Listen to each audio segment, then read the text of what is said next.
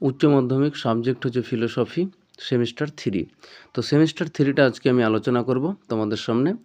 তো দেখো, এটা 2টা ইউনিট আছে। একটা হচ্ছে ইন্ট্রোডাকশন টু মেটাফিজিক্স, আর একটা হচ্ছে ইউনিট 2 হচ্ছে ethics and social and political philosophy. তো ইন্ট্রোডাকশন টু মেটাফিজিক্সে রয়েছে 2টা পার্ট। একটা হচ্ছে ওয়েস্টার্ন মেটাফিজিক্স, একটা হচ্ছে ইন্ডিয়ান মেটাফিজিক্স, অর্থাৎ পাশ্চাত্য অধিবিদ্যা আর ভারতীয় অধিবিদ্যা। তো পাশ্চাত্য যে অধিবিদ্যা সেখানে রয়েছে সাবস্টেন্স অর্থাৎ দ্রব্য সম্পর্কে ডেকার্ত, স্পিনোজা, লাইবনিজ আর লক, বার্কলে, হিউম, মানে অভিজ্ঞতাবাদ আর বুদ্ধিবাদ আছে। আর কজুয়ালিটি সম্পর্কে 2টা থিওরি রয়েছে এখানে। আর মাইন্ড বডি সম্পর্কে যে সমস্যা দুটো, সেটা হচ্ছে একটা ডেকার্তের, একটা হচ্ছে স্পিনোজার।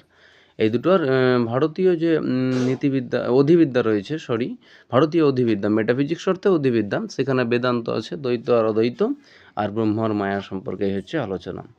আর ইউনিট 2 আছে এথিক্স অর্থাৎ নীতিবিদ্যা, আর রয়েছে কি সোশ্যাল অ্যান্ড পলিটিক্যাল ফিলোসফি অর্থাৎ সামাজিক ও রাষ্ট্র দর্শন। এথিক্সে রয়েছে কান্ট, মিল আর বেনথাম সাহেব রয়েছে। আর একটা গুরুত্বপূর্ণ বিষয় এনভায়রনমেন্টাল এথিক্সও রয়েছে এখানে।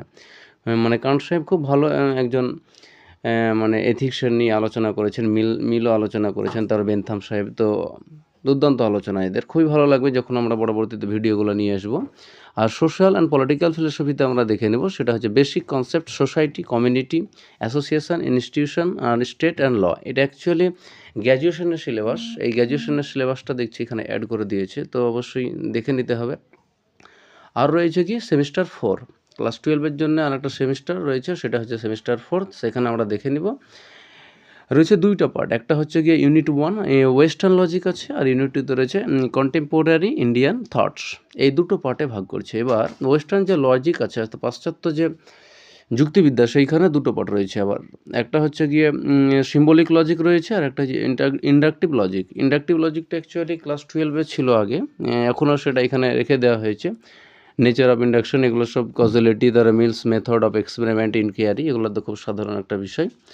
আর সিম্বলিক লজিকে যে ক্লাস 12-এর যেটা আগে ছিল সেটাই আছে, কম বেশি এদিক ওদিক করে দেওয়া হয়েছে, আর তেমন কিছু নাই। আর নতুন যেটা এখানে অ্যাড হয়েছে সেটা হচ্ছে কন্টেম্পোরারি ইন্ডিয়ান থটস। এখানে রবীন্দ্রনাথের মানবতাবাদ রয়েছে, আর স্বামী বিবেকানন্দের রয়েছে কর্মযোগ, আর মহাত্মা গান্ধীর রয়েছে অহিংসা। এই হচ্ছে সিলেবাস। তো আশা করি তোমরা প্রত্যেকে সিলেবাসটা সম্পর্কে বুঝতে পেরেছো।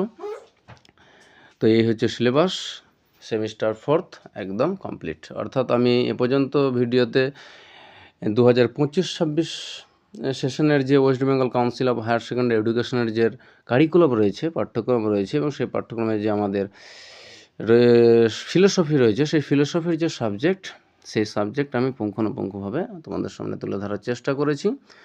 অবশ্যই ভিডিওটি যদি ভালো লাগে সাবস্ক্রাইব করে নাও আমার চ্যানেলটিকে, আর একটা লাইক শেয়ার অবশ্যই করে দাও।